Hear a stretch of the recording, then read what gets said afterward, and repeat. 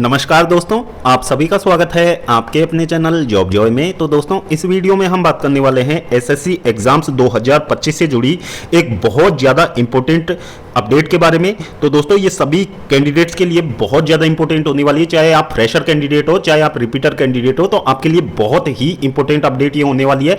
और दोस्तों, यहाँ से यदि आप कोई भी गलती इसमें करते हो तो ये आपकी पूरी मेहनत यहाँ पे बर्बाद कर सकती है, पूरी आपकी करियर यहाँ पे बर्बाद कर सकती है। तो पूरी जानकारी आपको इस वीडियो के माध्यम से मिलने वाली है। तो पूरी जानकारी के लिए वीडियो को अंत तक जरूर देखें।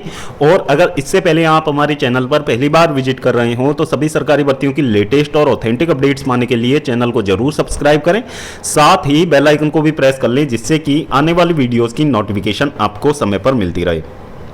तो दोस्तों, जैसा कि आप सभी को पता है, एसएससी ने 2025-26 के लिए जो रिवाइज एग्जाम कैलेंडर था वो अपना जारी कर दिया है। अब दोस्तों, यहां पे आप देखोगे तो इसमें जो आपका सीजीएल भर्ती है उसका नोटिफिकेशन जो रिलीज होगा 9/6/2025 को रिलीज होगा, और इसके लिए ऑनलाइन आवेदन की अंतिम तिथि 4/7/2025 रहने वाली है। इसी तरीके से आप देखोगे सीपीओ टीयर 1 के लिए जो आपका यहां पे ऑनलाइन आवेदन का लास्ट डेट है वो 7/7/2025 है। इसी तरीके से सीएचएसएल का आप देखोगे 18/7/2025 है। इसके अलावा आप एमटीएस का देखोगे तो 24/7/2025 इसके लिए लास्ट डेट रहने वाली है। तो दोस्तों, यहां पे आपको किस चीज का ध्यान रखना है यहां पे, तो दोस्तों, जो ये ऑनलाइन आवेदन की लास्ट डेट है ये आपकी सभी भर्तियों के लिए क्रूशियल डेट होने वाली है। यानी कि ये सबसे ज्यादा इंपॉर्टेंट अपडेट है ओबीसी और ईडब्ल्यूएस कैंडिडेट के लिए। जैसा कि आप सभी को पता है, इन दोनों ही कैटेगरीज के जो कास्ट सर्टिफिकेट होते हैं वो एक लिमिटेड टाइम के लिए ही वैलिड होते हैं। इसके बाद में इनकी वैलिडिटी समाप्त हो जाती है, यानी कि इनको रिन्यू कराना पड़ता है।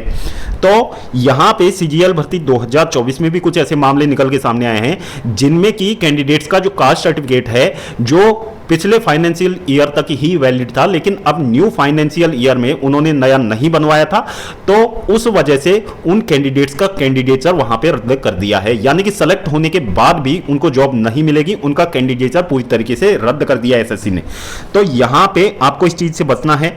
तो जैसा कि आप सभी को पता है कि जो नया फाइनेंशियल ईयर आपका होने वाला है 2025-26 के लिए, तो उसके लिए आप यदि ईडब्ल्यूएस कैटेगरी से बिलोंग करते हैं तो ऑनलाइन आवेदन से पहले पहले आप अपना नया कास्ट सर्टिफिकेट बनवा लें। ये आपके लिए बहुत ज्यादा इंपॉर्टेंट होने वाला है, क्योंकि जो ये कास्ट सर्टिफिकेट आप यहां पे बनवाओगे और इसकी डिटेल आप अपने एप्लीकेशन फॉर्म में फिल करोगे, यही आपकी आगे तक वैलिड होगी और डॉक्यूमेंट वेरिफिकेशन के समय आपसे यही कास्ट सर्टिफिकेट मांगा जाएगा। तो ये चीजें आपके लिए बहुत ज्यादा इंपॉर्टेंट है। यदि आप वहां पे नहीं दे पाते हो ये कास्ट सर्टिफिकेट, तो फिर उस स्थिति में आपका कैंडिडेचर पूरी तरीके से कैंसिल कर दिया जाएगा। ये अभी से ये नियम लागू हुआ है, तो इसके लिए आपको पूरी तरीके से सजग रहना है, क्योंकि आपकी एक छोटी सी गलती आपकी वर्षों की मेहनत को यहां पे बर्बाद कर सकती है। अब यहां पे ओबीसी कैटेगरी के लिए भी सेम चीजें लागू होती है। यदि आपका कास्ट सर्टिफिकेट जो है एक्सपायर हो चुका है तो उसको न्यू फाइनेंशियल ईयर में आप रिन्यू करवा लें। ऑनलाइन एप्लीकेशन स्टार्ट होने से पहले पहले आप अपना नया कास्ट सर्टिफिकेट जरूर बनवा लें, जिससे कि आपको ये चीजें बाद में जाके फेस ना करनी पड़े। क्योंकि बाद में यदि आपको ये चीजें फेस करनी पड़ेंगी तो ये लगा लीजिए एक तरीके से बहुत ही बड़ी समस्या में आप लोग पड़ जाओगे। इसके अलावा एससी और एसटी कैंडिडेट्स की बात करें तो इनका जो कास्ट सर्टिफिकेट होता है इसके लिए कोई वैलिडिटी नहीं होती है। इनका जो कास्ट सर्टिफिकेट होता है जो गवर्नमेंट के द्वारा दिए गए प्रारूप के अनुसार बना होता है वो इनका हमेशा वैलिड रहता है। तो इनके लिए ज्यादा यहां पे चिंता का विषय नहीं है, लेकिन यहां पे ईडब्ल्यूएस और ओबीसी दोनों ही कैटेगरीज के लिए बहुत ही इंपॉर्टेंट मुद्दा है इस समय पे, क्योंकि ये आपका यूपीएससी में भी लागू कर दिया गया है ये रूल।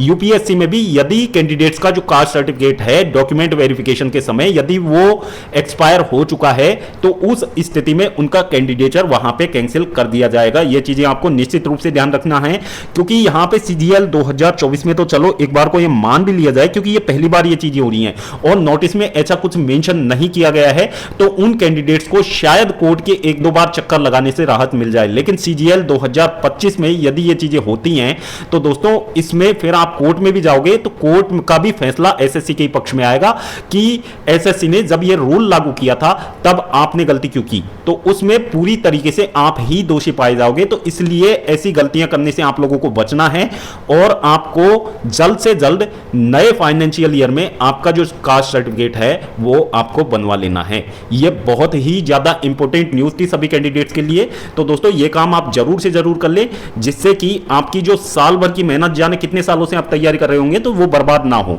और ये फ्रेशर और जो आपके रिपीटर कैंडिडेट्स हैं सभी के लिए ये जो रूल है वो लागू होता है। और यहां पे बात करें वन टाइम रजिस्ट्रेशन की, तो दोस्तों अभी यहां पे उन कैंडिडेट्स के लिए टाइम दिया हुआ है जिनके पास में यहां से पहले से जिन कैंडिडेट्स ने रजिस्ट्रेशन किया हुआ है। तो 31 मई तक यदि आप अपनी कोई डिटेल वहां पे चेंज करना चाहते हो तो वो आप चेंज कर सकते हो। बाकी आधार कार्ड में यदि आपके नाम में कुछ करेक्शन आपने करवाया हो तो वो चीजें आप वहां पे अपडेट कर सकते हो। बाकी एड्रेस वगैरह तो बाद में भी वहां पे करेक्शन में किया जा सकता है, लेकिन अपने नाम, डेट ऑफ बर्थ, पिताजी के नाम, माताजी का नाम, इन सभी चीजों में आपको अभी से सुधार कर लेना है और वही डिटेल्स आपको वहां पे भरनी है जो कि आपके 10th के सर्टिफिकेट में हो।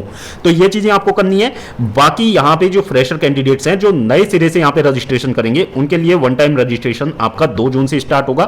तो इस चीज का आप विशेष ध्यान रखें और पूरी सावधानी पूर्वक आप अपना रजिस्ट्रेशन करें। तो दोस्तों होपफुली ये अपडेट आपको पसंद आई होगी, ये जानकारी आपको पसंद आई होगी। तो दोस्तों वीडियो पसंद आई हो, वीडियो को लाइक करें, अपने दोस्तों के साथ जरूर शेयर करें। तो दोस्तों इस वीडियो में फिलहाल इतना ही। जल्द मिलते हैं एक और नई सरकारी भर्ती की लेटेस्ट और ऑथेंटिक अपडेट के साथ। तब तक के लिए स्वस्थ रहें, तंदुरुस्त रहें और अपनी फ्यूचर एग्जाम्स की प्रिपरेशंस को जारी रखें।